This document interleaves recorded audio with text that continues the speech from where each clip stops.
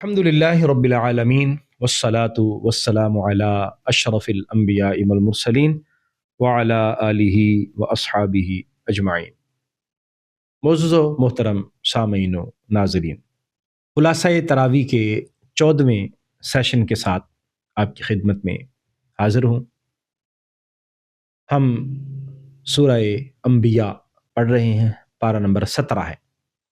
آج ہم 17ویں پارے کے آخری 3 پاؤ اور 18ویں پارے کا پہلا نصف پڑھیں گے انشاءاللہ، اور اس کے اہم مضامین کو سمجھنے کی کوشش کریں گے۔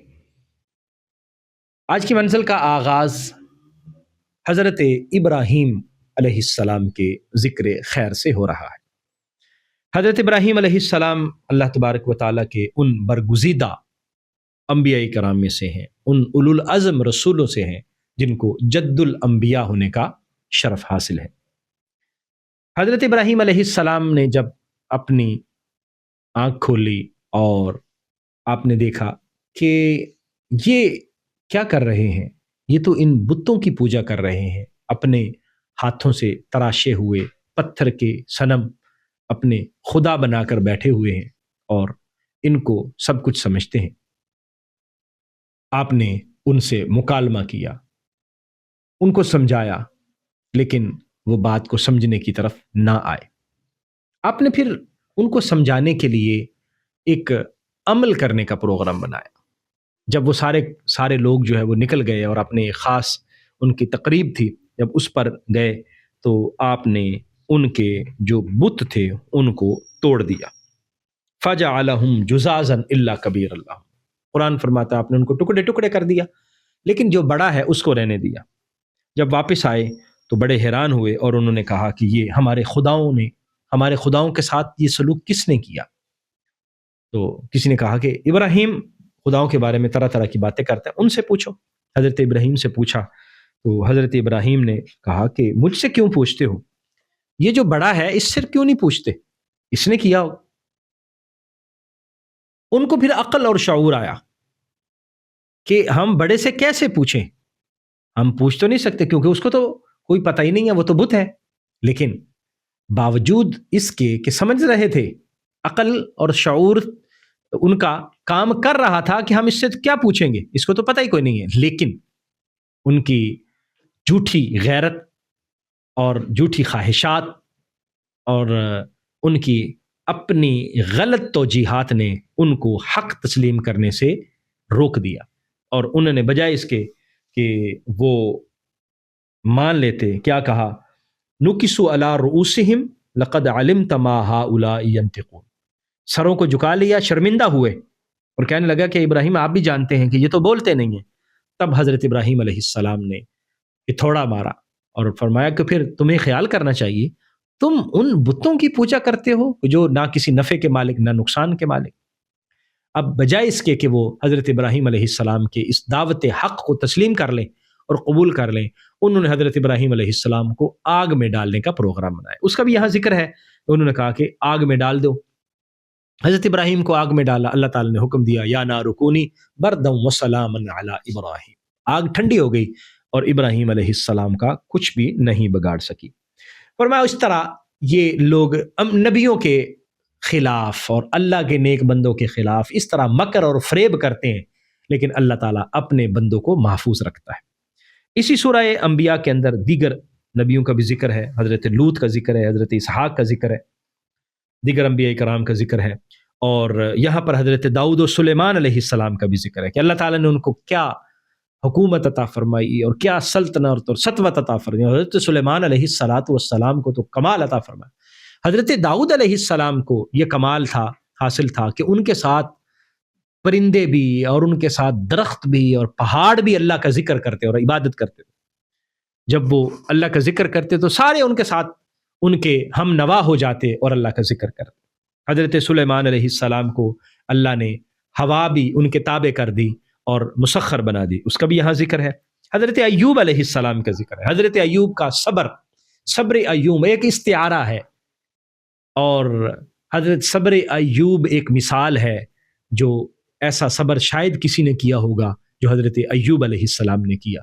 یہاں ان کا ذکر ہے کہ اتنا دکھ اور تکلیف سہنے کے باوجود وہ صابر اور شاکر ہیں، اور اللہ تبارک و تعالیٰ کے اس امتحان پر سر تسلیم خم کیے ہوئے اللہ سے دعا مانگتے ہیں۔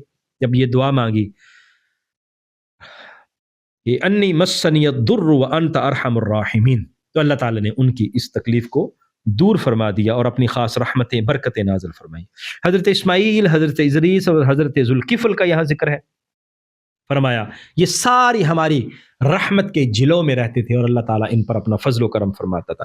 حضرت یونس کا بھی یہاں ذکر ہے۔ حضرت یونس علیہ السلام جب اپنی قوم سے علیحدہ ہوئے اللہ کے حکم کے بغیر، تو ان کو احساس ہوا کہ اللہ تعالیٰ نے تو مجھے حکم دیا تھا تو مجھے یہاں رہنا چاہیے تھا، میں اللہ کی اجازت کے بغیر آ گیا ہوں۔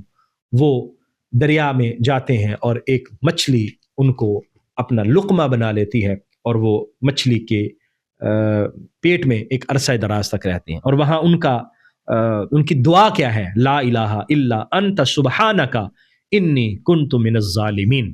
یہ دعا مانگتے ہیں، اللہ تعالیٰ انہیں بھی اس مشکل سے نجات عطا فرماتا ہے۔ حضرت زکریا کا ذکر ہے، اور سورہ مریم کے اندر بھی حضرت زکریا کا ذکر کیا گیا تھا اور حضرت مریم کا ذکر کیا گیا۔ اللہ تبارک و تعالیٰ نے یہاں پر یاجوج ماجوج کا دوبارہ ذکر کیا۔ اسی سورہ انبیاء کے آخری رکوع میں ہمارے آقا و مولا احمد مجتبی حضور محمد مصطفیٰ صلی اللہ علیہ وآلہ وسلم کے رحمت للعالمین ہونے کا بھی ذکر خیر ہے کہ اللہ تعالیٰ نے تمام جہانوں کے لیے ان کو رحمت بنا کر بھیجا تھا۔ یہ بھی اللہ تعالیٰ کی ہمارے لیے مہربانی اور فضل ہے کہ ہمیں ان کا امتی بنا دیا، اور رحمت للعالمین جن کی رحمت کا حصہ ساری کائنات کو مل رہا ہے۔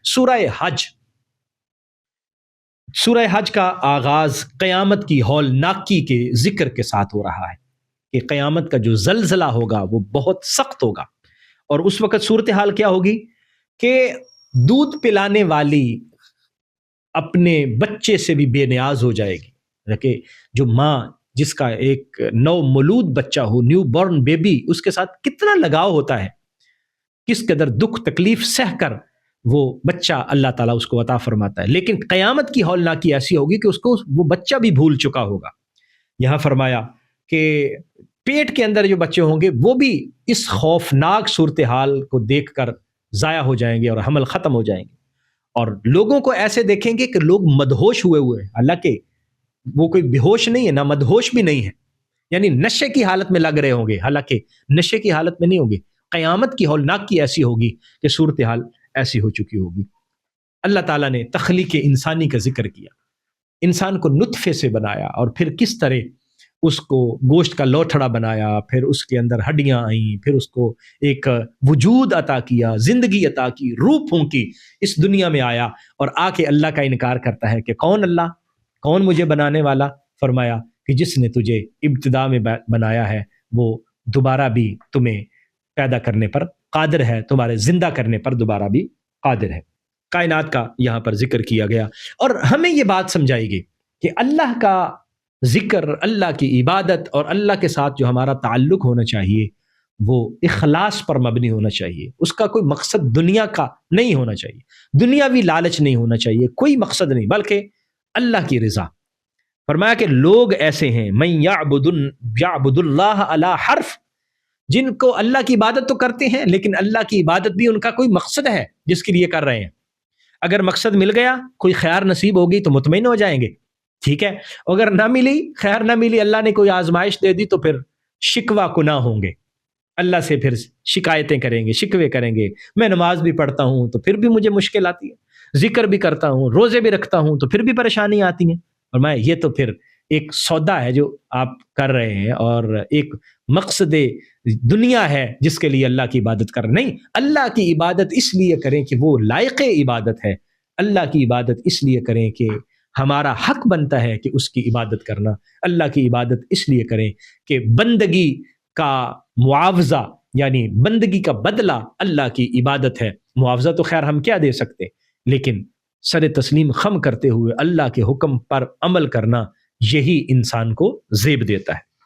حضرت ابراہیم علیہ السلام کا سورہ حج کے اندر ذکر کیا گیا، اور چونکہ حج کا یہاں پر ذکر ہے تو حضرت ابراہیم علیہ السلام کو اللہ تعالیٰ نے جو اپنا گھر بنانے کا حکم دیا، حضرت اسماعیل اور حضرت ابراہیم نے خانہ کعبہ کی تعمیر کی، یہاں اس کا ذکر ہے، اس کی طہارت کا ذکر ہے، اور لوگوں کو حج کے اعلان کا ذکر ہے کہ وَأَذِّن فِي النَّاسِ بِالْحَجِّ، لوگوں کو حج کا اعلان کر دیجئے۔ حضرت ابراہیم علیہ السلام نے اس وقت اعلان کیا۔ علماء لکھتے ہیں کہ عالم ارواح میں بھی جنہوں نے اس اعلان پر لبیک کہا، آج ان کو بھی اللہ تعالیٰ حج کی توفیق عطا فرماتا ہے۔ حضرت ابراہیم نے عرض کیا تھا کہ یا اللہ یہاں کون سننے والا ہے؟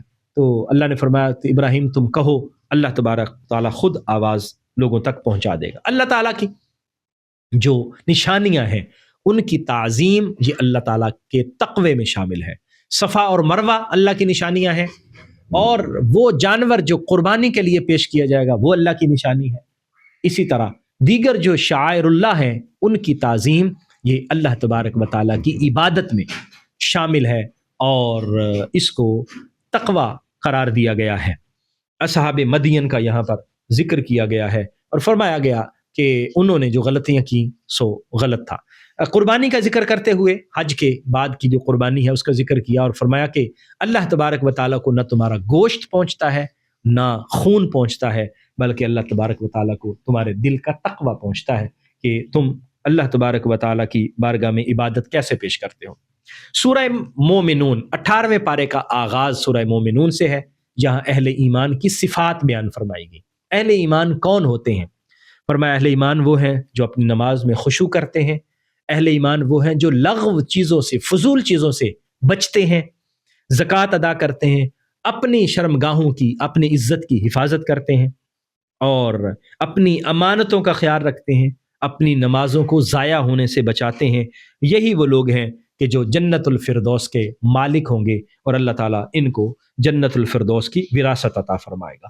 سورہ مومنون کا اسی طرح کا مختلف مضامین جو ہم پیچھے بھی بارہا پڑھ چکے، اور ان کا اعادہ بھی ہوتا ہے۔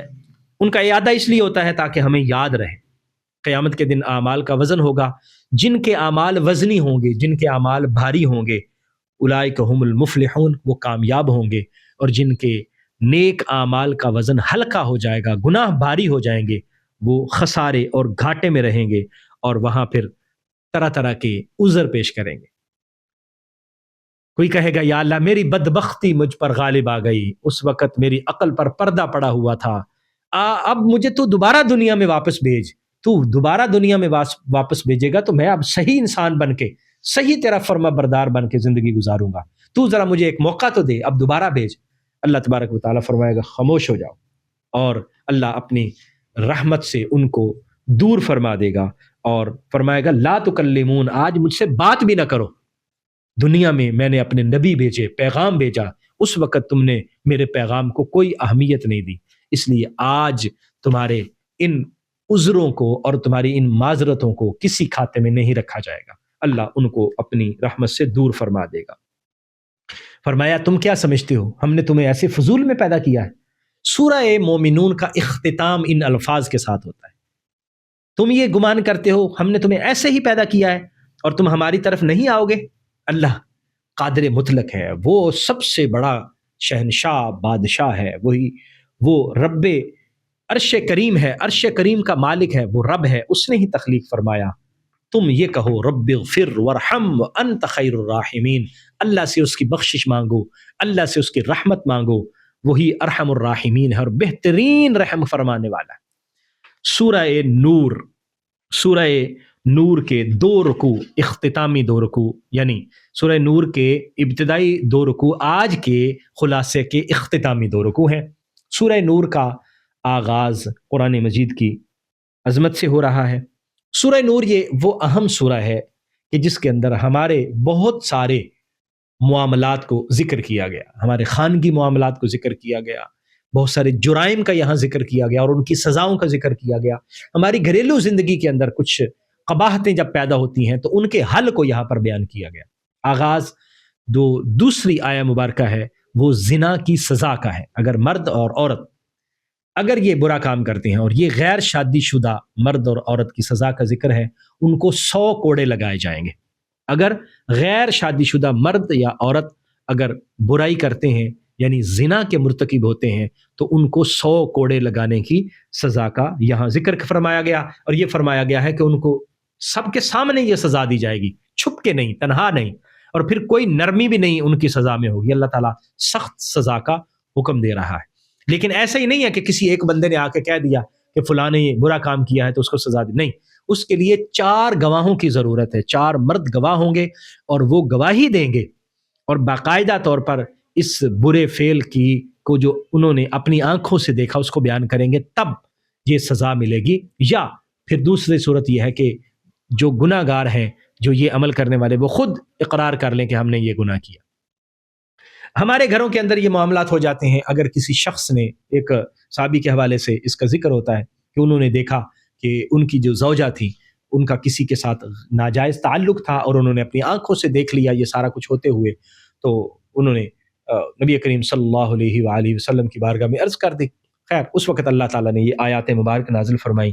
ان کو آیات لعان کہا جاتا ہے. تو بیوی کو بلایا گیا، اس سے پوچھا، اس نے انکار کر دیا. پھر یہ شوہر بات کرتا ہے، وہ گواہی دیتا ہے اور قسم کھا کے کہتا ہے کہ میں گواہی دیتا ہوں کہ اس نے یہ کام کیا ہے، اور اگر میں غلط ہوں تو اللہ تعالیٰ مجھ پر لعنت کرے، میں اگر جھوٹ بول رہا ہوں. اور اسی طرح پھر بیوی سے کہا جاتا ہے کہ تم بھی کہو. جب وہ بھی کہہ دیتی ہے پھر ان کے درمیان جدائی کر دی جاتی ہے. اس کو فقہی زبان میں لیان کہا جاتا ہے. اس کا جہاں ذکر ہے. آخری رکوع کے اندر واقع عفق کا ذکر ہے. حضرت سیدہ عائشہ صدیقہ رضی اللہ تعالی عنہا پر منافقین نے تہمت لگائی تھی اور ان پر بہتان لگایا تھا. نعوذ باللہ من ذالک. وہ کسی ایک صحابی کے ساتھ ان کے معاملات ٹھیک نہیں ہیں. غزوہ بنو مستلق سے واپسی پر یہ واقعہ پیش آیا جس کو واقع عفق کہا گیا. حضرت سیدہ عائشہ صدیقہ رضی اللہ تعالی عنہا قضاء حاجت کے لیے روانہ ہوئیں. آپ کی جو سواری تھی وہ مطلب پردے لگا کر بنائی گئی تھی. حضور صلی اللہ علیہ وآلہ وسلم کے ہمراہ پورے صحابہ کرام کا ایک لشکر تھا جو روانہ ہوا. تو انہیں معلوم نہ ہوا کہ حضرت عائشہ صدیقہ اس میں موجود نہیں ہے.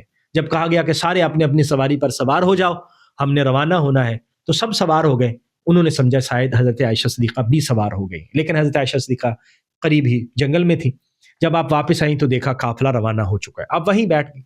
حضور صلی اللہ علیہ وآلہ وسلم ڈیوٹی لگایا کرتے تھے صحابی کی کہ وہ بعد میں دیکھے کہ کوئی سامان وغیرہ تو نہیں رہ گیا. وہ صحابی جب آئے تو انہوں نے دیکھا کہ حضرت عائشہ صدیقہ موجود ہے. انہوں نے اپنی سواری ان کو پیش کی، وہ بیٹھ گئیں اور وہ بڑی حیا کے ساتھ اپنی نگاہوں کو نیچے رکھتے ہوئے قافلے کے ساتھ آ ملے. جب منافقین نے دیکھا تو انہوں نے اس پر شور شرابہ کیا، نبی کریم صلی اللہ علیہ وسلم کے حرم محترم پر اعتراض کیا. اللہ تعالیٰ نے یہ آیات مبارکہ نازل فرمائی اور فرمایا کہ تم نے جب یہ بات سنی، بعض لوگ منافقین کی اس بات میں بھی آگے تھے، تم نے جب یہ بات سنی تو تمہیں فوراً کہہ دینا چاہیے تھا کہ یہ غلط، یہ ہو ہی نہیں سکتا. اللہ تعالیٰ نے حرم نبوی کی خود حفاظت فرمائی. اہل بیت اطہار کہا گیا. قرآن نے نبی کریم صلی اللہ علیہ وسلم کی اہل بیت کو، حضور کا جو گھرانہ ہے، پورے گھرانے کو فرمایا انما یرید اللہ لیذھب عنکم الرجس اہل البیت. اہل بیت کی تطہیر کا ذکر قرآن مجید نے فرمایا. تو اہل بیت سے مراد حضور کی ازواج بھی ہیں، اس سے مراد حضرت سیدہ فاطمہ بھی ہیں، حضرت علی، حضرت حسن اور حسین، دیگر افراد اہل بیت سارے کہلواتے ہیں. تو اہل بیت جتنے افراد ہیں اللہ نے ان کی تطہیر کا ذکر فرمایا. یہاں ذکر کیا گیا کہ یہ جو واقعہ ہے تمہیں چاہیے یہ تھا کہ تم فوراً کہہ دیتے ھذا بہتان عظیم، یہ بہت بڑا بہتان ہے. اللہ تبارک و تعالیٰ نے ان لوگوں کے عذاب کا ذکر کیا کہ جو ایمان والوں کے درمیان اس طرح کی باتوں کو پھیلانے کی کوشش کرتے ہیں. اللہ تعالیٰ ان کو سخت عذاب دے گا. آج کا خلاصہ تراویح 18ویں پارے کا پہلا نصف پر اختتام پذیر ہوتا ہے. انشاءاللہ کل اگلے خلاصہ تراویح کے ساتھ آپ کی خدمت میں حاضر ہوں گا. تب تک کے لیے اجازت دیجیے. بہت شکریہ. السلام علیکم ورحمۃ اللہ وبرکاتہ.